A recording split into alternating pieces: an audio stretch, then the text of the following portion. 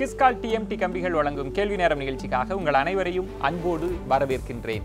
இன்றைய கேள்வி நேரம் நிகழ்ச்சியில் நம்ம என்ன தலைப்பில் விவாதிக்க போகிறோம் அது பற்றி ஒரு படத்தொகுப்பு இருக்கு, பார்த்த பிறகு நம்ம விவாதத்தை தொடரலாம்.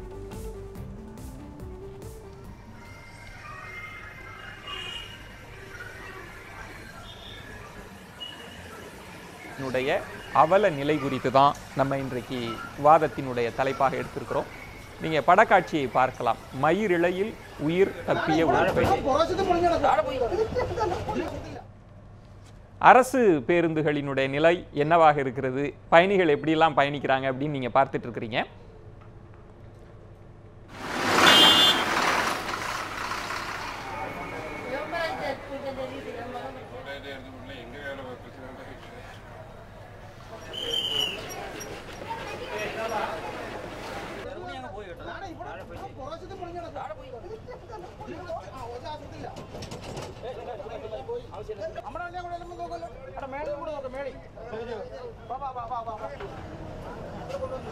எவ்வளவு மோசமான ஒரு நிலையில இந்த பேருந்துகள் எல்லாம் இருக்கு அப்படின்றத பார்க்கலாம். ரொம்ப அதிர்ச்சிகரமாக கூட இருக்கிறது. ஒரு பயணியினுடைய உயிருக்கு எந்த அளவுக்கு உத்தரவாதத்தை இந்த அரசு பேருந்துகள் தருகிறது அப்படின்னு பார்த்தாலே நீங்க தெரிஞ்சுக்கலாம்.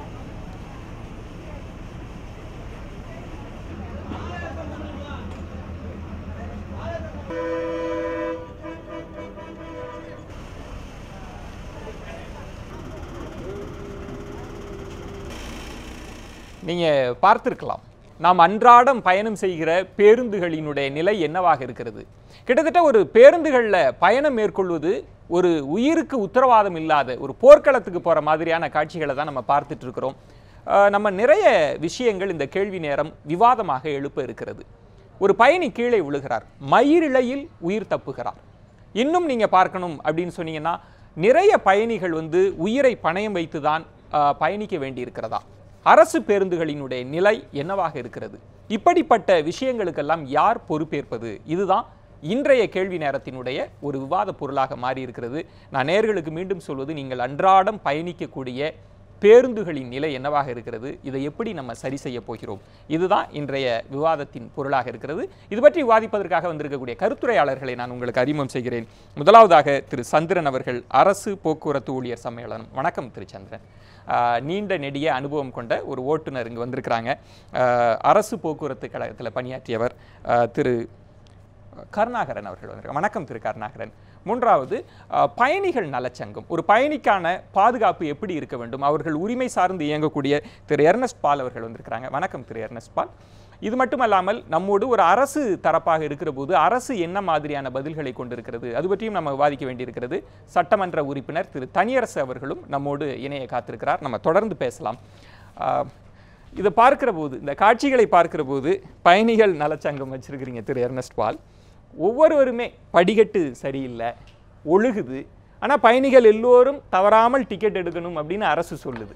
எங்களுடைய பணத்தை கொடுத்து பயணிக்கிறோம், ஆனால் எங்களுக்கான வசதி செய்து தரப்பட்டிருக்கிறதா, நீங்கள் என்ன நினைக்கிறீங்க இதை பார்க்குறேன்? இந்த காட்சியை பார்க்கும்போது பாரதிதாசனுடைய அருமையான ஒரு கவிதை தான் எனக்கு ஞாபகம் வருகிறது.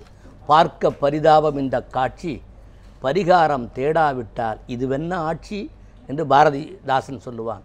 அந்த எண்ணங்கள் தான் இப்பொழுது ஓடுகிறது. இந்த பேருந்திலே நாம் பயணிப்பதற்கு காரணம், நம்மை ஆளுகின்ற அரசு, நம்மை வழிநடத்துகிற அரசு, இந்த மாநில அரசு நம்மை பத்திரமாக கொஞ்சம் ரூபாய் கொடுத்தால் போதும், பத்திரமாக ஏறும் இடத்திலிருந்து இறங்கும் இடத்திற்கு இறக்கிவிடும் என்று நம்பி பயணிகள் இருக்கிறோம். ஒரு குறிப்பிட்ட காலத்திற்கு முன்னாலே நாம் சொல்ல போனால் மதுரையில் டிவிஎஸ் பஸ் விட்டுருந்தாங்க, பிரைவேட், தனியார் துறை. பேருந்துன்னா பஸ்ஸுன்னா அப்படி 8 மணிக்கு அந்த ரயில்வே ஸ்டேஷனுக்கு முன்னால் இருக்கிற அங்கே வண்டி வருதுன்னா அப்போ மணி 8ன்னு முள்ளை திருப்பி வைத்து கூட வந்த காட்சிகளெல்லாம் காலங்களெல்லாம் உண்டு. சுத்தமாகவும் சுகாதாரமாகவும் இருந்த காலங்களெல்லாம் உண்டு. ஆனால் பொதுவாக இந்த ஒரு குறிப்பிட்ட ஆளு தான் சம்பாதிக்கிறாங்கன்ற நிலைமை போய் அரசு அதை கையகப்படுத்தி அரசு எடுத்து தானாக ஓட்டுகிற அரசுக்கு செவ்வாய் வந்த பிறகு நான் திருப்பி சொல்லுகிறேன், மன சுத்தியோடு சொல்லுகிறேன், பேருந்திலே பயணம் செய்தால் நீங்கள் தொடக்க உரையிலே சொன்னது போல ஏறி நாம் உயிரோடு இறங்குவோமா என்ற ஒரு சூழ்நிலை தான் இருக்கிறது.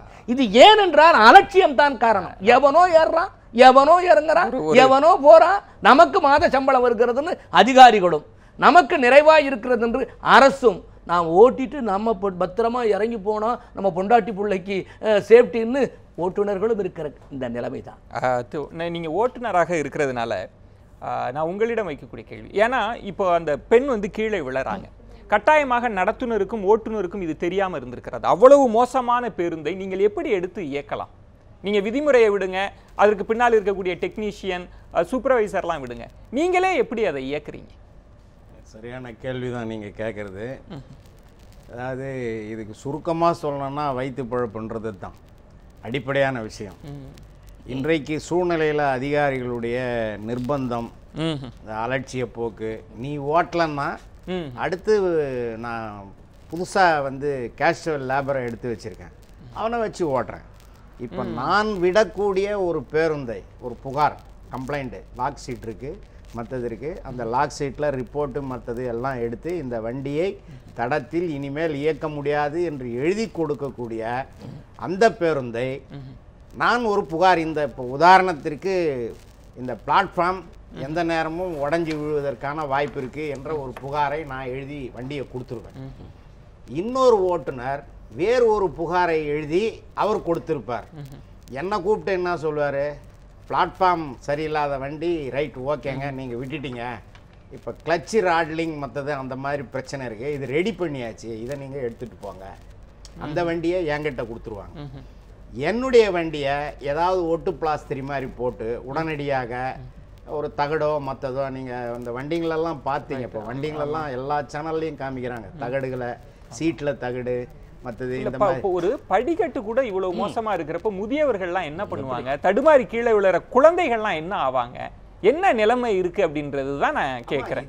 இதுதான் இப்போ ஐயா இதுல உங்களுடைய சங்கங்கள் இப்போ ஊதியத்திற்காக உயர்வுக்காகலாம் நீங்க கடுமையான போராட்டம் நிகழ்த்தின மாதிரி இது மாதிரி நீங்க உள்ளுக்குள்ள இதுக்காக போராட்டம்லாம் நடத்துறீங்களா? ஏன்னா இந்த கேள்வி உங்களுக்கும் வரும்ல. நிச்சயமா நாங்க போராடுறோம். பயணிகள் பாதுகாப்புக்கான அம்சங்களையும் எங்களுடைய போராட்டத்தோடு இணைக்கிறோம்.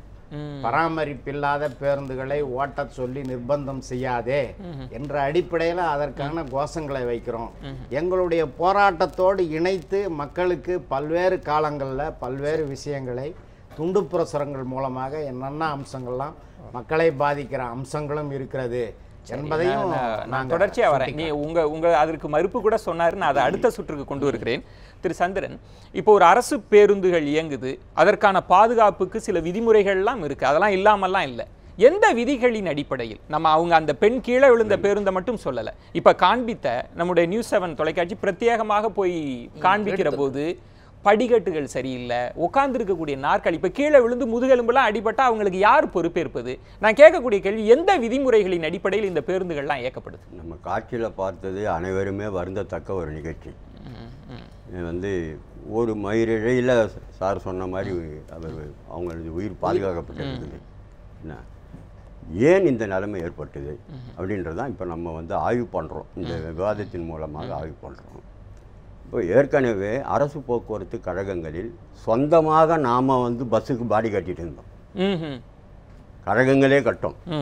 போக்குவரத்து கழகங்களுக்கு தேவையான பஸ்ஸுக்கும் கட்டுவோம், அதுக்கு மேலே அரசுக்கு தேவையான போலீஸ் ஜீப்பு, போலீஸ் வேனு, இந்த மாதிரியான இதுக்கும் பாடி கட்டுவோம், பாடி கட்டி கொடுத்துருந்தோம். வெளி மாநில போக்குவரத்து கழகங்களுக்கும் இங்கே பஸ் பாடி கட்டி நம்ம அனுப்பிட்டு இருந்தோம். அந்த அளவுக்கு தரமான வந்து அனைத்து வசதிகளும் பாடி கட்டுவதற்கான அனைத்து கட்டுமான அஸ்திவாரங்களும் கொண்ட போக்குவரத்து கழகங்கள் தான் தமிழகத்தினுடைய போக்குவரத்து கழகங்கள். ஆனால் நீங்கள் பாடி கட்டாதீங்க, அதை நிறுத்தியாச்சு அரசாங்கம். நம்ம பாடி கட்டுற வரைக்கும் இந்த மாதிரியான பலகை, அது போடக்கூடிய அந்த பிளாட்ஃபார்ம் பலகை, திக்னஸ் பலகை போடுவோம். பஸ்ஸே கண்டமான ஏன் வந்து நம்மளிடம் இல்லாமல் வெளியாருக்கு தனியாருக்கு ஏன் கொடுத்தது? அதுதான் கான்டாக்ட் மலிவு விலையில் பஸ் பாடியை கட்டுவது. சரி, நம்ம தொடர்ந்து வரலாம், ஏன்னா இது முக்கியமான பகுதி அப்படின்றதுனால. நேயர்கள் பார்த்து கொண்டு இருக்கக்கூடிய நேயர்கள், நீங்க பயணிச்சிட்டு இருக்கிறீங்க, உங்க குடும்பத்தினர் பயணிக்கிறாங்க, உங்களுடைய அனுபவங்களை, ஏன்னா நியூஸ் 7 தொலைக்காட்சி பிரத்யேகமான அரசு பேருந்துகளினுடைய அவல நிலை குறித்தெல்லாம் நாங்கள் படக்காட்சிகளாக காமிச்சிருக்கிறோம். நீங்களும் திரையில் தெரியக்கூடிய எண்ணில் தொடர்பு கொண்டு உங்களுடைய கருத்துக்களை, கேள்விகளை கேட்கலாம். நம்ம தொடர்ந்து பேசலாம். திரு தனியரசு, முதல் சுற்றுல நீங்க சட்டமன்ற உறுப்பினர், ஆளுங்கட்சியினுடைய ஆதரவாளராக இருக்கிறீங்க. நான் இயல்பா என்னுடைய கேள்வி, ஒரு பேருந்து ஒரு பயணிக்கு செஞ்சு கொடுக்க வேண்டிய விஷயம் அப்படின்றது பயண கட்டணம் அவங்க ஏற்றுக்கொள்ளக்கூடிய அளவுகளில் அரசு நிர்ணயிக்கணும், பயணம் வசதி செஞ்சு தரணும், குறித்த நேரத்தில் அந்த பேருந்து சென்றடையணும், அதுக்கப்புறம் அவங்களுடைய பாதுகாப்பு. ஆனால் அரசு பேருந்துகள் இந்த நாளிலும் தவறி இருக்கிறது அப்படின்ற குற்றச்சாட்டை நீங்க எப்படி பார்க்கிறீங்க திரு தனியரசு? இல்லை, அப்போ விஜய், நல்ல தலைப்பு, நீங்கள் பொருத்தமான தலைப்பை நீங்கள் எடுத்து நம்ம நியூஸ் 7 தமிழ் நீங்கள் விவாதத்துக்கு எடுத்துக்கிட்டது ரொம்ப மகிழ்ச்சி, பாராட்டுகள். குறிப்பாக அதாவது இந்தியாவிலேயே மிக வலிமையான ஒரு மாநிலத்தினுடைய ஒரு பொதுத்துறை நிறுவனம் அப்படின்னா ஏறத்தாழ 22,418 பேருந்துகளை கொண்ட ஏறத்தாழ 1,45,000 பணியாளர்களை கொண்டிருக்கிற ஒரு மிகப்பெரிய அரசு துறை நிறுவனம் தமிழ்நாட்டினுடைய 8 அரசு போக்குவரத்து கழகங்களில் மக்கள் பணியாற்றுறாங்க, பணியாளர்கள் இருக்காங்க. அதில் கோடிக்கணக்கான நம்முடைய மக்கள் அரசு வாகனத்தை, பேருந்தை பயன்படுத்தி அது இவ்வளோ ஒரு தரமாக ஒரு அரசு துறை நிறுவனம் நடக்குதுன்னா அது நம்முடைய தமிழ்நாட்டினுடைய அரசு போக்குவரத்து கழகம் தான். குறுக்கீடுக்கு மன்னிக்கவும், நான் உடனடியாக என்னுடைய கேள்வியை கேட்கணும். நீங்க ரொம்ப தரமாக அப்படின்னு சொன்னீங்க. பழுதில் உள்ள பேருந்துகளின் சதவீதம் 47 விழுக்காடு. திரு தனியரசு, புள்ளி விவரங்கள் சொல்கிறது 47 விழுக்காடு பழுதில் இருக்கிறது. அந்த பேருந்து பழுதில் இருக்கு அப்படின்னா என்னன்னா 47 விழுக்காடு மக்கள் இருக்காங்கல்ல, அவங்களுக்கான உயிருக்கான பாதுகாப்பு எந்த அளவு, அதுதான் நான் கேள்விக்குறி. நீங்க எப்படி தரமா இருக்குன்னு சொல்றீங்க திரு தனியரசு? இல்லையா, இப்போ தரோன்னா இப்போ நீங்கள் அல்ல ஒரு விஜயன், அதாவது தமிழ்நாட்டில் இந்தியாவிலேயே 30 லட்சம் மாணவ குழந்தைகள், மாணவியர்கள் இவ்வளவு பத்திரமா காலையில் எழுந்து அவர்கள் தயாராகி பள்ளிக்கூடங்களுக்கு சென்று மீண்டும் பத்திரமாக வீடு திரும்பிய ஒரு பாதுகாப்பான அரசு பேருந்து தான் திரு தனியரசு. நான் மீண்டும் குறுக்கீடுக்கு மன்னிக்கவும், பயணம் செய்கிற வாய்ப்பை நீங்க அதெல்லாம் செஞ்சு கொடுத்திருக்கிறீங்க கட்டணம் இல்லாமல். ஆனா உயிரை நாங்க பணயமாக வைத்துதான் இப்ப அவங்க உயிரோடு திரும்புகிறார்கள் என்றால் அந்த கிரெடிட்டை பயணிகளினுடைய சாதுரியத்துக்கு தான் நீங்க கொடுக்கணும். அரசு பேருந்துகளின் வசதிக்கு எப்படி நீங்க கொடுக்க முடியும்? 47 விழுக்காடு பேருந்துகள் அவல நிலையோடு தானே இருக்கு. அதை சொல்லுங்க. 6 மாதமாக அப்படிதான் இருக்கு. அதுல எந்த முன்னேற்றமும் இல்லை. இல்ல இப்ப நீங்க நம்ம இப்ப அரசு அந்த ஓட்டுநர்கள், நடத்துனர்கள் 1,45,000 அந்த பணியாளர்கள் குடும்பங்களும் நம்ம அதில் தான் பயணம் செய்கிறோம். இப்போ நீங்கள் சொல்கிற மாதிரி ஒரு சில பேருந்துகளில் அப்படி ஒரு தவறான ஒரு முழுமையாக அதை பராமரிக்காத சூழ்நிலையில் மக்களினுடைய அவசியம் குறித்து அந்த வழித்தடத்தில் பேருந்தை இயக்கியாக வேண்டிய கட்டாயத்தின் பேரில் ஒரு சில ட்ரிப்புக்காக அவங்க போயிருந்துருக்கலாம். நம்ம அது கூட குற்றம்தான். அதாவது பயணிகளினுடைய உயிர் ரொம்ப அவசியமானது. அதை அவங்க ஒரு சரியான நேரத்திற்கு பாதுகாப்போடு பயணம் செய்கிறதை உறுதி செய்வதில் இந்தியாவிலேயே தமிழ்நாட்டினுடைய அரசு போக்குவரத்து கழகம் தான் முதன்மையாக இருக்கிறது என்று திட்டக்குழு பாராட்டி இருக்கிறது. இந்தியாவில் இருக்கிற அரசு போக்குவரத்து கழகங்களுடைய கூட்டமைப்பு இதை பார்க்கக்கூடிய விருதுகளை தமிழ்நாட்டு அரசினுடைய அரசு போக்குவரத்து கழகத்தான் வழங்கி இருக்கிறது. திரு தனியரசு, பார்வையாளர்கள் எந்த யூகத்துக்கு வருவாங்க அப்படின்னா அதுதான் விருதுகளை பெற்றிருக்கிறது அரசு போக்குவரத்து தனியரசு. என்னுடைய கேள்வி, நான் விளம்பர இடைவேளை விட வேண்டிய நேரம் வந்துருச்சு. ஆனா இதை பார்க்கக்கூடிய ஒரு சாமானியன், தமிழக எல்லைக்கு அப்பால் இந்தியா எப்படி இருக்கிறது அப்படின்னு தெரிய முடியாத ஒரு ஏழை கிராமத்தில் இருக்கக்கூடியவர் இதுதான் சிறந்தது அப்படின்னா இந்தியாவில் மற்ற பேருந்து கழகங்கள்லாம் எப்படி இருக்கும் அப்படின்ற சந்தேகமும் அவனுக்கு சிரிப்பே கூட வரதற்கான வாய்ப்பு இருக்கிறது. நம்ம தொடர்ந்து பேசலாம். ஒரு சிறிய விளம்பர இடைவேளைக்கு பிறகு பொறுத்திருங்கள்.